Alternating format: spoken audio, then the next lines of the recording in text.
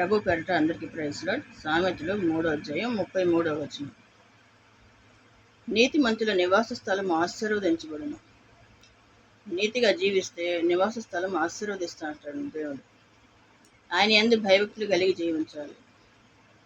యేసు రక్తంలో కడగబడిన వారై ఉండాలి.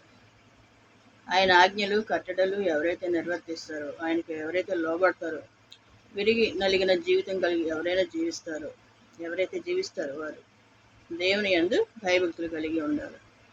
అలాంటి వారి నివాస స్థలాన్ని ఆశీర్వదిస్తాను. ఆయన పట్ల యథార్థంగాను నీతిగాను జీవించాలి. ఆయన మాట విని ఆయనకి లోబడినప్పుడు మనకి ఎన్నో ఆశీర్వాదాలు ఇస్తాడు. మనం ఊహించలేం.